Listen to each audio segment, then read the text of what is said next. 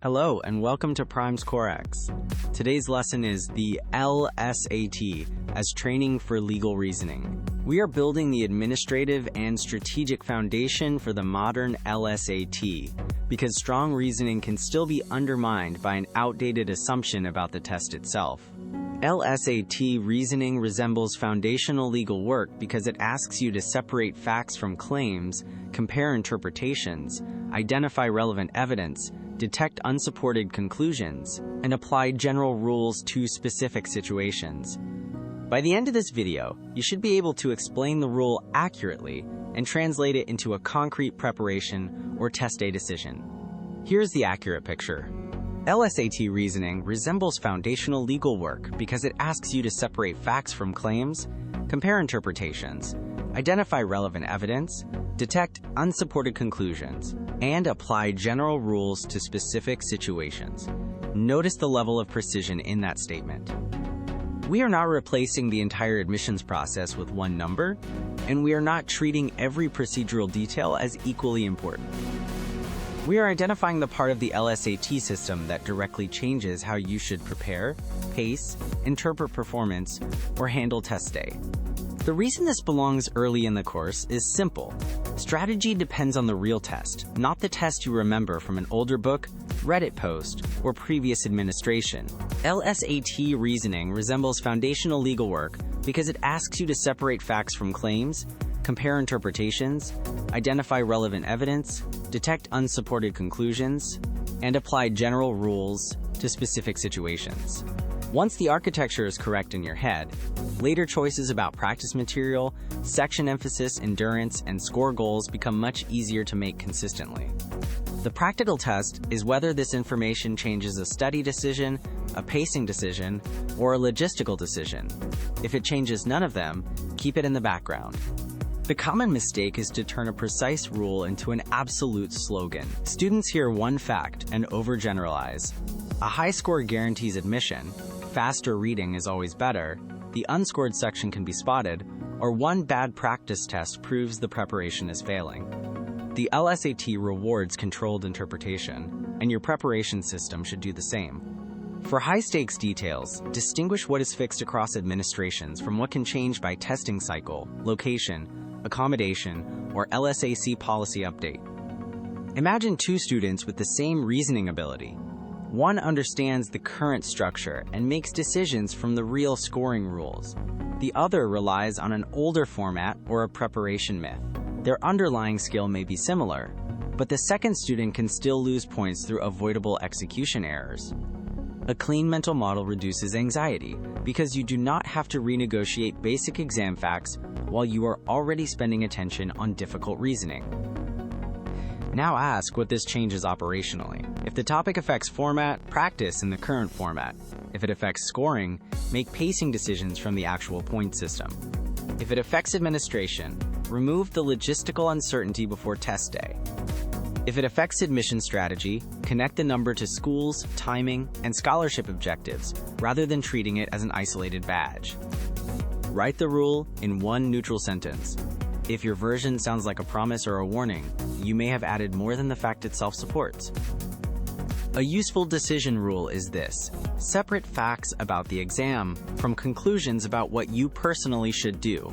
LSAT reasoning resembles foundational legal work because it asks you to separate facts from claims, compare interpretations, identify relevant evidence, detect unsupported conclusions, and apply general rules to specific situations.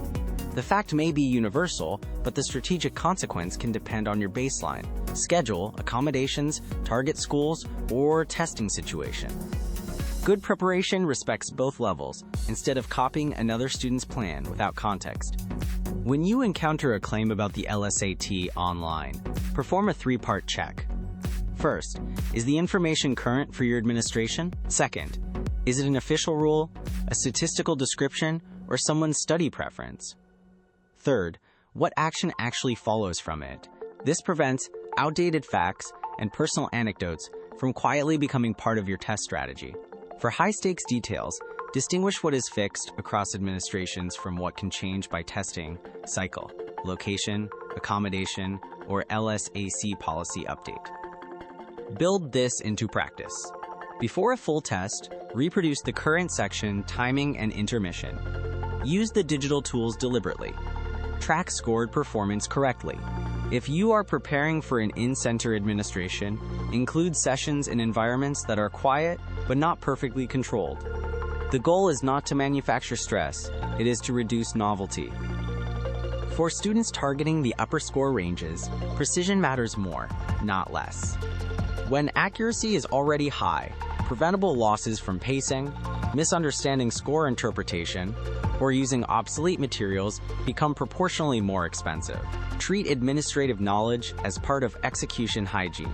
It should be correct, simple, and settled before you begin difficult reasoning work. Write the rule in one neutral sentence. If your version sounds like a promise or a warning, you may have added more than the fact itself supports. During review, distinguish a content miss from a system miss. If you chose the wrong answer because you misunderstood an assumption, that is a reasoning issue. If you ran out of time because you believed every question deserved equal time, that is a pacing system issue. If you practiced the wrong format, that is a materials issue. Different causes require different fixes. Do a quick audit after this lesson. Can you state the rule in one sentence?